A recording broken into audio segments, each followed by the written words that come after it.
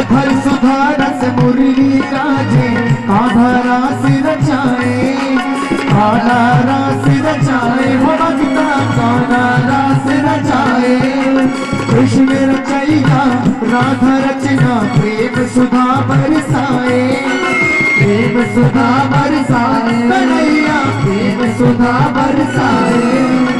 प्रेम मगन हो सब मिली बोलो, प्रेम मगन हो सब मिली बोलो, जय हो मात बिहारी है कोई राधा के मन में बस गए कुंज बिहारी, राधा के मन में बस गए कुंज बिहारी, राधा के मन में बस गए कुंज बिहारी। बोल वृंदावन बिहारी लाल की जय। वक्ता वो श्रेष्ठ नहीं जो छोटी से छोटी बात को बड़ी बनाकर कहे, वक्ता वो श्रेष्ठ है जो बड़ी से बड़ी बात को छोटी बनाकर कहे। गागर में सागर भर के कहे तो फिर अगर हम विवेचन करने लग जाएं तो सामने बैठे श्रोता सोने लगेंगे। इसलिए तो सार है शास्त्रों का, वो बताने की हमें कृपा करें। छठा प्रश्न हमारा ये है कि परमात्मा जब धरती पर अवतार लेते हैं, दुष्टों को संहार करने के लिए, धर्म की सुरक्षा के लिए परमात्मा अवतार लेते हैं। स्वयं गोविंद अपने मुख से गीता में कहते हैं, परित्राणाय साधूनाम विनाशाय च दुष्कृताम धर्म संस्थापनार्थाय संभवामि युगे युगे। मैं साधुओं की रक्षा के लिए, दुष्टों का विनाश करने के लिए और धर्म की स्थापना करने के लिए, धर्म की रक्षा करने के लिए युग युग में अवतार लेता हूँ। तो जब भगवान अपनी लीला को संपन्न करके चले गए तो बेचारा धर्म तो अकेला पड़ गया होगा ना, तो धर्म आखिर फिर किसकी शरण में गया, ये बताने की हमें कृपा करें। धर्म किसकी शरण में गया?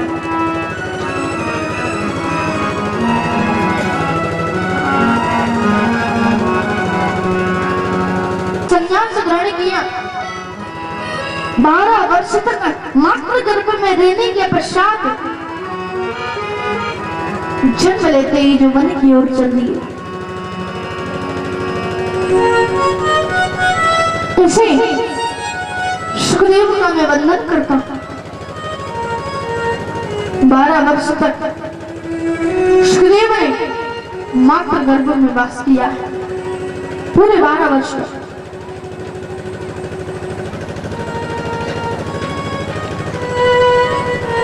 बोलो हम श्री राधा रानी की गोद में खेलते हुए आज राधा रानी ने कहा है, सुखदेव जाओ और जाकर के दुनिया में स्मृति लोक में श्रीमद् भागवत का प्रचार प्रसार करो।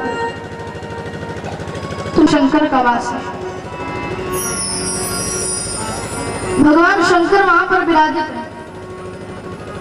इधर नारद जी, आज इन्होंने सोचा है, देखो नारद का अर्थ क्या होता है? नारद ज्ञानम ददाति की नारद है, जो ज्ञान दे उसका नाम नारद। नारद अज्ञानम खंडयति दति की नारद, जो अज्ञान का खंडन करते उसका नाम है नारद। और हमारे ब्रजवासी बड़ी सुंदर बात कहते हैं, क्या कि नारद, जिसकी बात कभी रद्द न होवे उसका नाम नारद। और नारद का एक और स्वभाव है, क्या कि जहां पर रोज लड़ाई झगड़े होते हो, अगर वहां नारद आ जाए तो लड़ाई झगड़े हमेशा के लिए बंद हो जाते हैं। और जहां कभी भी लड़ाई झगड़े नहीं होते हो, अगर वहां से नारद का पदार्पण हो जाए तो लड़ाई झगड़ा शुरू हो जाता है। आज नारद जी ने सोचा, लक्ष्मी नारायण में तो लड़ाई हो ही चुकी,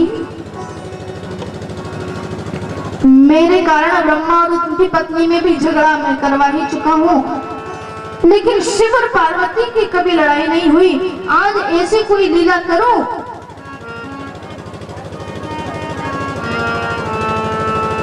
कि नारद जी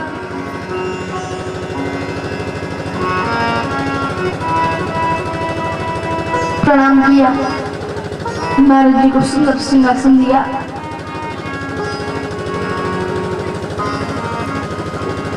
सोने के पात्र में सुंदर लड्डू उनके सामने रख दिए और कहा है पाइए ना। वैसे आजकल आपने आना जाना बंद कर दिया है, क्यों? वैसे तो आप बहुत आते जाते थे, लेकिन हम आना जाना आपने कैसे बंद कर दिया है? नारद बोले क्या बताऊं, आना जाना तो वहां पर होता है ना जहां पर प्रेम हो, लेकिन यहाँ पर तो दुनिया बनावटी प्रेम करती है, ऊपर से कहती है नमस्कार और मन में सोचती है मेरी गली में आना तब बताऊंगा। ऐसी दुनिया हो चुकी है। आज कोई भी ऐसा व्यक्ति नहीं है जो बनावटी प्रेम नहीं करता, जो बनावटी प्रेम नहीं करता। जी श्यामचरित मानस में बखान करते हैं।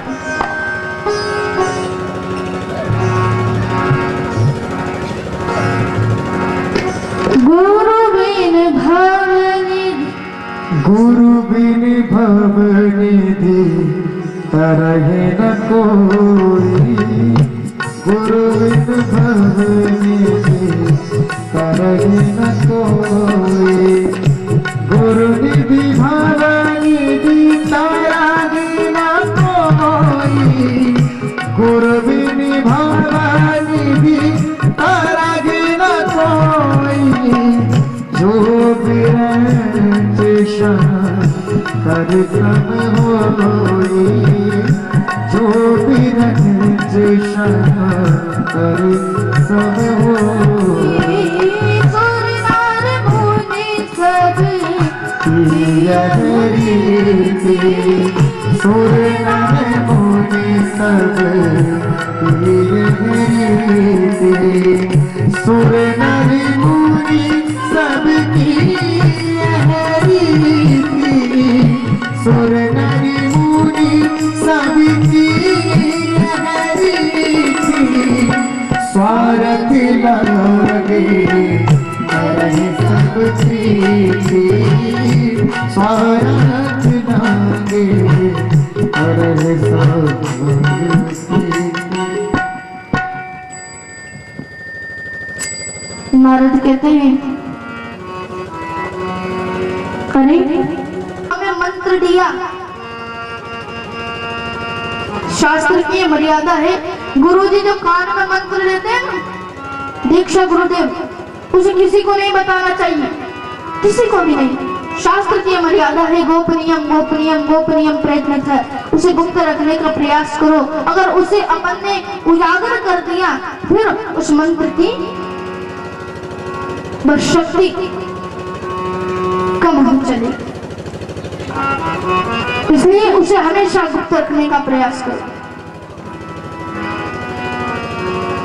लेकिन मेरे पति तो मुझसे इतना प्रेम करते हैं, इतना प्रेम करते हैं कि गुरुजी ने जो मंत्र दिया वो आकर के मुझे बता दिया। और तो और जब हम भोजन करने बैठते हैं तो भोग लगाते समय अपने नेत्र बंद करते हैं, तो नेत्रों में प्रभु का जो ध्यान आए उसे किसी को नहीं बताना चाहिए। लेकिन मेरे पति तो इतने अच्छे, तपस्या करते वक्त जो भी दर्शन होता है आकर के मुझे बताते। आज मैंने राम को धनुष बाण चलाते हुए देखा, आज मैंने कन्हैया को मुरली बजाते हुए देखा, आज मैंने गोपाल को गौचारण कराते हुए देखा। सब कुछ आकर के वे मुझे बताते हैं, इतना मुझसे वे प्रेम करते हैं। नारद जी को अच्छा देवी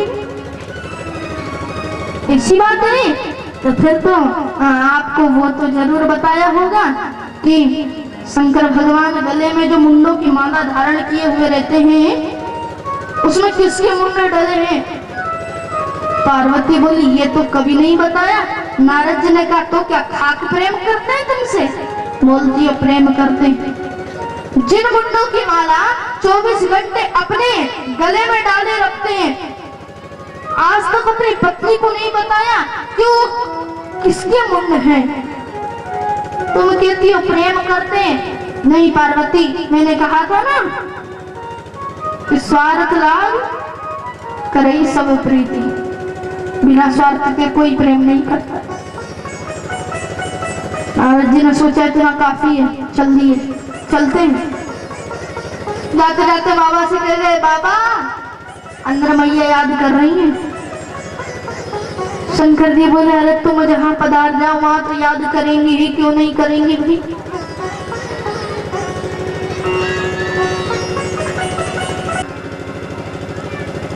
बुजुर्गों को याद होगा कि जब व्यक्ति पहले मकान बनवाता था तो मकान से थोड़ा हटके एक कमरा बनवाता था।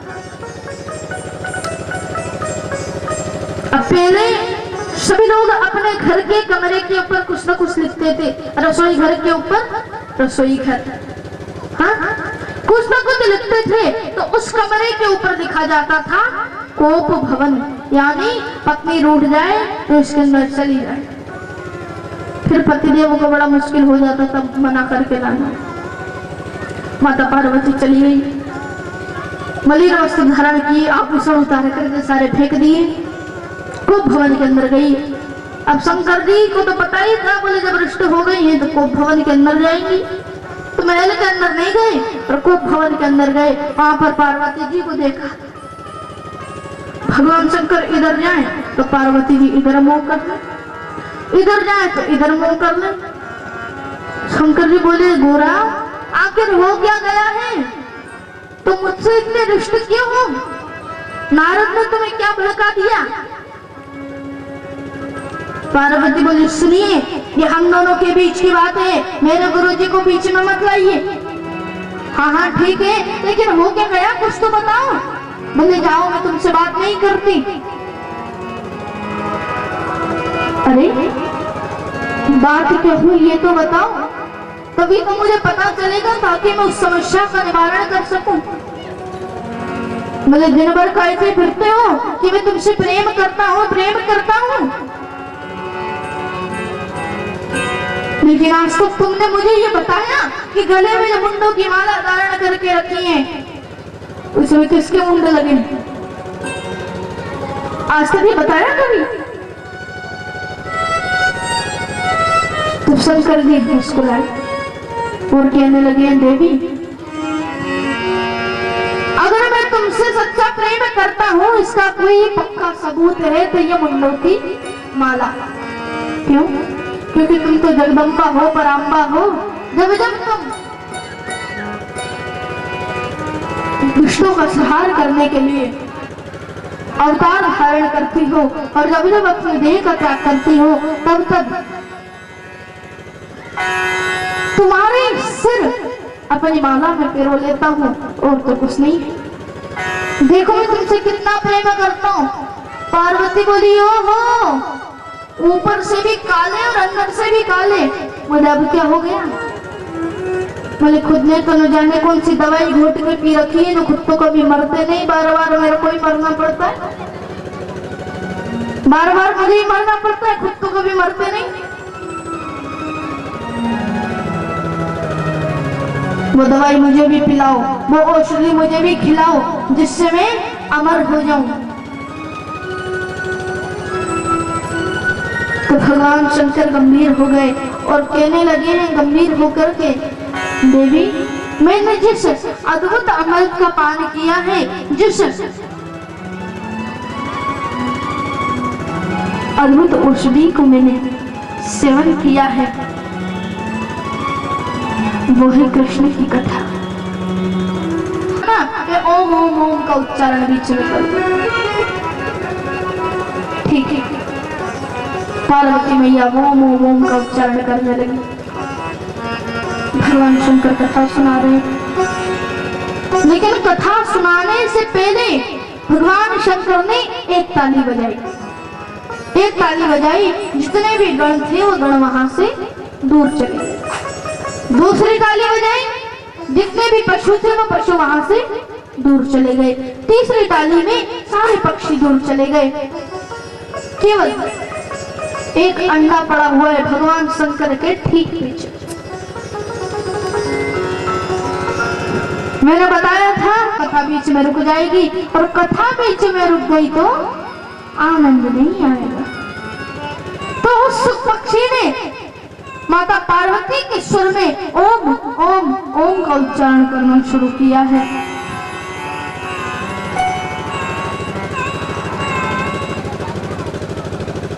जैसे ही कथा का समापन हुआ, भगवान शंकर ने जोर से जयकारा लगाया है, बोले वृंदावन विहारी लाल की, श्री राधे रानी सरकार की जय जय श्री राधे। जैसे जयकारा लगाया, माता पार्वती की तुरंत नींद खुली। तो बोलती है, हाँ हाँ, तो कृष्ण भगवान ने उद्धव से क्या कहा? बोले क्या कहा?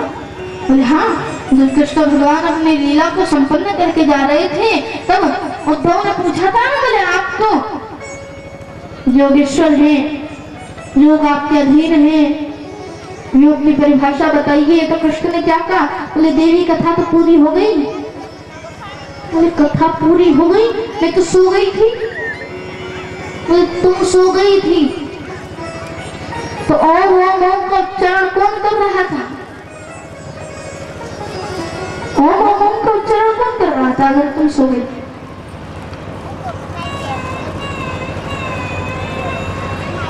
भगवान शंकर ने आगे देखा कोई नहीं, दाएं देखा कोई नहीं, बाएं देखा कोई नहीं। जैसे ही पीछे देखा, कथा का समापन हो गया और वत्स पक्षी शिव भागवत महापुराण की कथा को सुनकर के गदगद हो रहा है। आनंद विहल होकर के वह नन्हा सा तोता नाचने लगा। शंकर भगवान ने कहा, इसने कथा सुनी, मुझे कोई आपत्ति नहीं। अगर ये मेरे सामने बैठ करके कथा सुनता तो मैं इससे कुछ नहीं कहता, लेकिन इसने मेरे पीछे बैठ करके कथा सुनी है, इसलिए इसे दंड देना अनिवार्य है। भगवान शंकर ने त्रिशूल को उठाया और उठाकर के उस पक्षी को मारने के लिए दौड़े। मारने के लिए उस पक्षी को दौड़े। सब पक्षी उड़ता हुआ जा रहा है, उड़ता हुआ वो सब पक्षी जा रहा है। भगवान शंकर उसके पीछे दौड़ रहे हैं।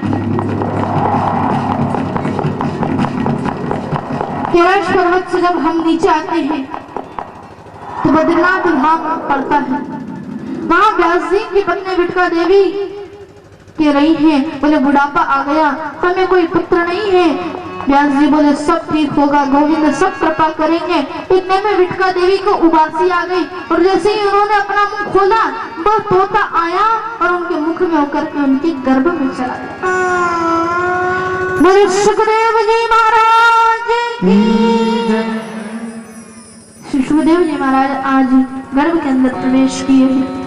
12 वर्ष तक ऊंची गर्भ में वास करते रहे। उस गर्भ को, उस नरक जैसे गर्भ को उन्होंने एक मंदिर बना दिया।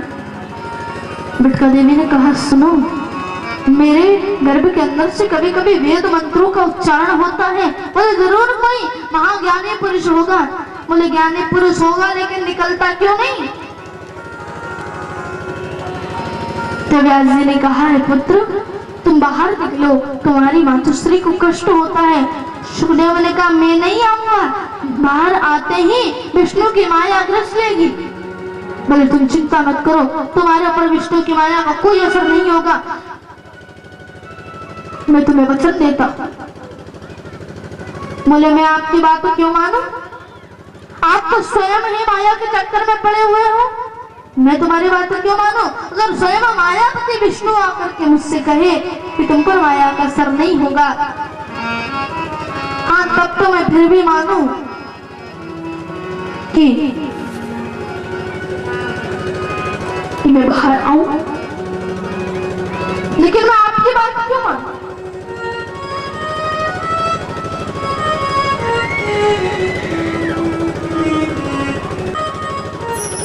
तुम बाहर आओ, तुम पर मेरी माया का असर बिल्कुल नहीं हो। विष्णु भगवान बाहर आने का आदेश देते हैं। सुखदेव जी बाहर आए और जैसे ही बाहर आए, वहां आचार्य सुखदेव जन्म लेते ही वन की ओर चल दी।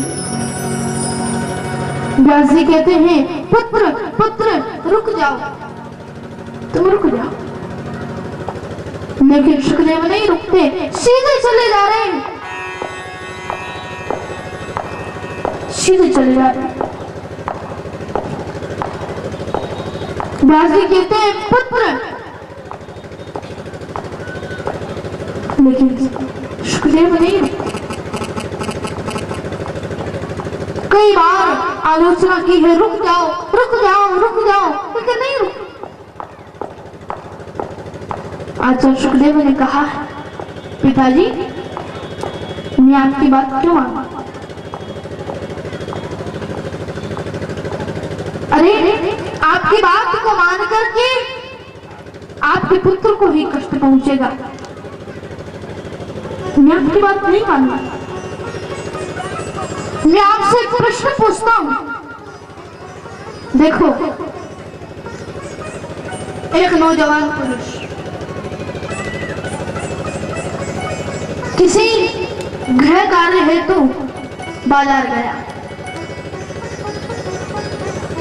और जब वो बाजार में से निकला तो वहां पर एक रानी का महल था, एक महल वहां पर था। तो वहां पर ऊपर बैठकर के राजकुमारी जो थी वो श्रृंगार कर रही थी। तो राजकुमारी ने उस नौजवान पुरुष को इशारे से बुलाया, बोले इधर आओ। वो चला गया महल में होते हुए। राजकुमारी ने अपने श्रृंगार का सामान अलग रख दिया। दोनों में बातचीत हुई, प्रश्न चल रहा है। दोनों में बातचीत हुई, इतने में राजा के आने की आवाज सुनाई दी। राजा के कदमों की आवाज आई। तो नौजवान पुरुष ने कहा राजकुमारी तुमने मुझे बुला तो लिया है, लेकिन कृपा करके तुम मुझे कहीं पर छिपा दो, वरना ये तुम्हारा जो बाप है ना तो मेरे को सीधा फांसी पर लटका देगा, इसलिए तुम मुझे कहीं पर छिपा दो। राजकुमारी बोली यहाँ तो कोई छुपने की जगह नहीं है। लगभग 2 घंटे तक राजा वहां से गया नहीं। और जैसे ही राजा गया, राजा जैसे ही गया तुरंत वो निकला, गया, नहाया धोया, गंगा जल से स्नान किया, गोमूत्र से स्नान किया, गोबर से स्नान किया, सभी से स्नान किया। और फिर सवेरे उठ करके फिर किसी गृह कार्य हेतु बाजार गया। तो वह राजकुमारी वापस वही श्रृंगार कर रही थी। तो राजकुमारी ने फिर उसे बुलाया, अब एक बात बताओ, क्या वो नौजवान पुरुष वापस जाएगा? जाएगा? अरे मुंह हिलाने से कुछ नहीं होगा। सभी लोग घी बुरा खा करके आए तो मुंह में भरवाए, बोले बोलेंगे तो नीचे टपक जाएगा। हाँ कि ना? ना, बिल्कुल वो नहीं जाएगा वहां पर। क्यों? क्योंकि उसे ऐसी जगह पर छुपना पड़ा जहाँ उसे गंदगी के सिवा और कुछ नहीं मिला। तो एक बात बताइए पिताजी, वो नौजवान पुरुष केवल 3 घंटे वहां पर रहा, उस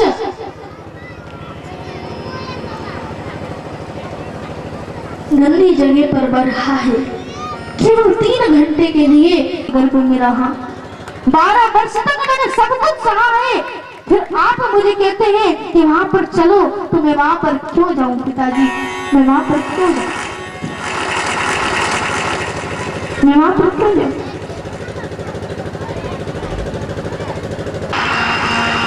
तो व्यास जी ने कहा है, अरे मेरा नौजवान बेटा तुम्हारे सामने से निकला और तुमने कुछ भी नहीं कहा। मैं तुम्हारे परिवार के समान हूँ, मेरे सामने तुमने अपने वस्त्रों को ढक लिया। ये कहाँ की सभ्यता है? बोले बाबा क्षमा करना, आपको हम देख नहीं पाए। आप आए इसलिए हमने अपने वस्त्रों को धारण किया। और जहाँ तक आपके पुत्र की बात है बाबा, तो वो तो जानता ही नहीं स्त्री और पुरुष के अंदर, वो जानता ही नहीं स्त्री और पुरुष होते क्या है। आप तो इस दुनिया में रहते हो बाबा, तुम्हें तो सब मालूम। क्षमा करना, आज व्यास जी ने सोचा है इतने सुंदर लक्षण मेरे पुत्र के, अब मैं उसे लौटा कर लाने के सामर्थ्य नहीं रखता। चले आए हैं व्यास जी। व्यास जी वापस लौट करके बाहर से चले आए।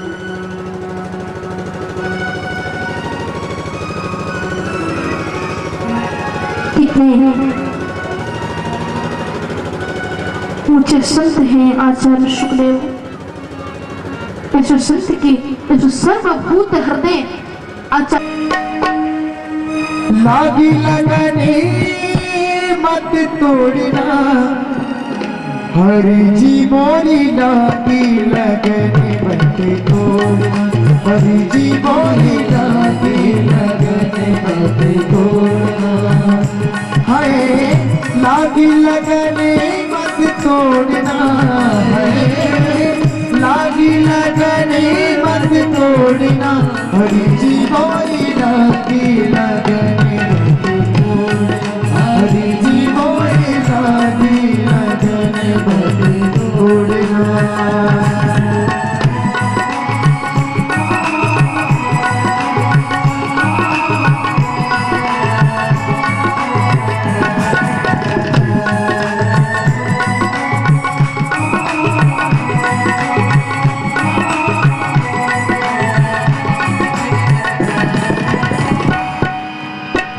जल है गहरा नाव पुरानी, जल है गहरा नाव पुरानी, जल है गहरा नाव पुरानी, जल है गहरा नाव पुरानी, बीच भंवर में मत छोड़ना, बीच भंवर में मत छोड़ना, हरि जी मोरी लागी लगने मत तोड़ना, हरि जी मोरी लागी लगने मत तोड़ना। लागी लगनी मत तोड़ना, लागी लगनी मत तोड़ना, हरि जी मोरी लागी लगने तोड़ना, हरि जी मोरी लागी लगने मत तोड़ना।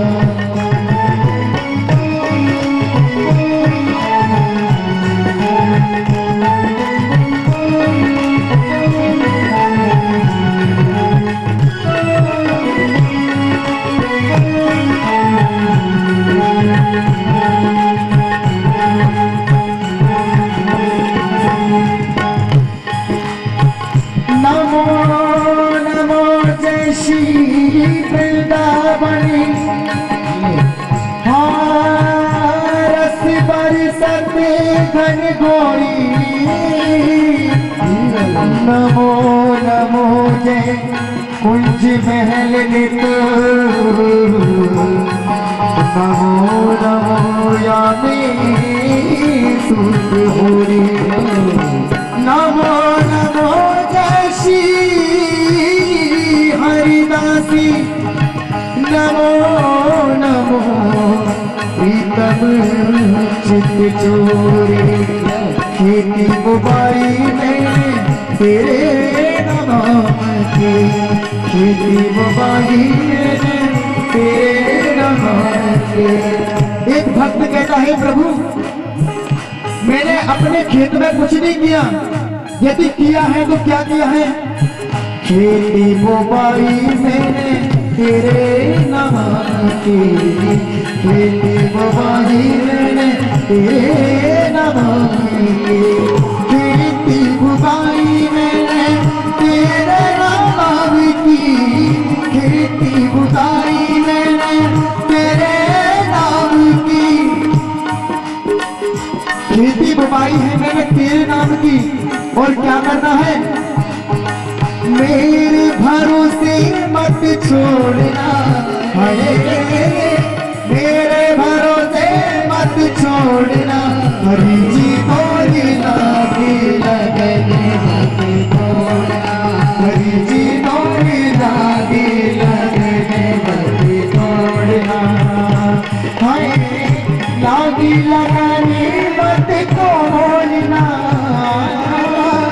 लागी लगने मत तोड़ना, हरि जी बोले लागी लगने मत तोड़ना, हरि जी बोले लागी लगने मत तोड़ना।